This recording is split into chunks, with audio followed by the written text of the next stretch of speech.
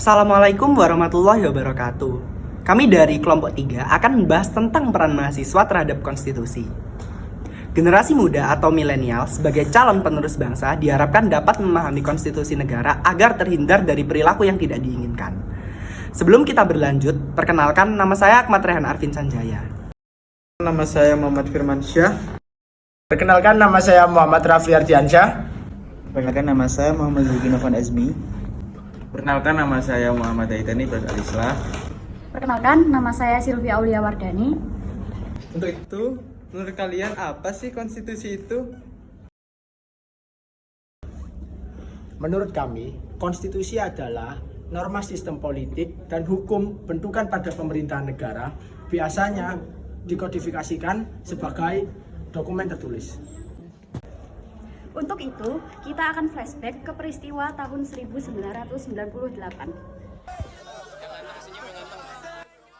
Pada tahun 1998, negara Indonesia mengalami satu peristiwa reformasi besar-besaran yang berdampak besar bagi negara. Sebuah peristiwa yang mungkin sangat sulit dilupakan oleh banyak orang pada masa tersebut. Reformasi suatu gerakan yang menghendaki adanya suatu perubahan ke arah yang lebih baik secara konstitusional, artinya ada perubahan dalam bidang politik, sosial, ekonomi, hukum, dan budaya. Reformasi Indonesia tahun 1998 adalah suatu arah untuk menata kembali kehidupan bernegara yang lebih baik karena pada masa Orde yang telah berkuasa selama 32 tahun mulai rapuh dan sudah tidak cocok lagi untuk Indonesia.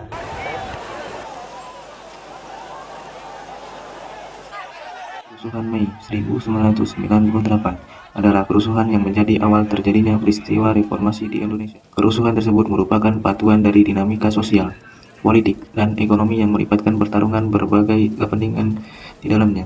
Situasi ekonomi semakin memburuk. Beberapa kebijakan pemerintah akhirnya justru menjadi beban berat yang harus dirasakan masyarakat. Kenaikan harga begitu tinggi pada hampir seluruh barang, khususnya kebutuhan pokok, berdampak pada terciptanya keresahan masyarakat secara nasional.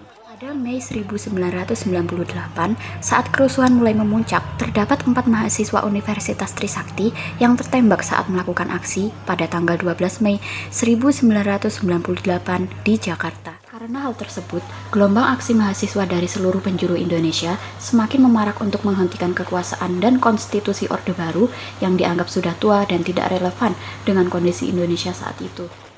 Reformasi yang dituntut oleh banyak kalangan masyarakat Indonesia tentu saja tidak terlepas dengan peran penting seluruh pemuda, khususnya mahasiswa yang selalu menyuarakan untuk adanya pembaharuan dalam sistem pemerintahan Indonesia yang kala itu telah dipegang oleh Presiden Soeharto selama 32 tahun. Gerakan Mahasiswa Indonesia tahun 1998 adalah puncak gerakan yang dilakukan oleh kalangan mahasiswa yang bisa dikatakan sebuah gerakan monumental karena dianggap berhasil memaksa Presiden Soeharto untuk turun dari jabatannya sebagai Presiden Republik Indonesia pada tanggal 21 Mei 1998.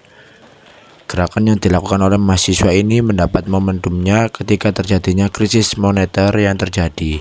Harga-harga kebutuhan yang melambung tinggi, daya beli masyarakat pun berkurang. Tuntutan untuk menurunkan Presiden Soeharto menjadi sebuah agenda nasional oleh gerakan mahasiswa yang menginginkan adanya sebuah reformasi, dan hal ini tentu saja mendapat simpati dan juga dukungan dari rakyat.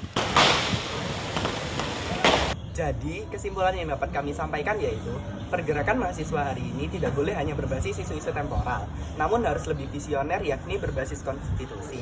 Hal ini memang logis mengingat urgensitas pengawalan konstitusi dan strategisitas peran mahasiswa di Indonesia dalam mewujudkan bangsa yang lebih baik dan bermartabat. Sekian yang dapat kami sampaikan, kurang lebihnya mohon maaf. Wassalamualaikum warahmatullahi wabarakatuh.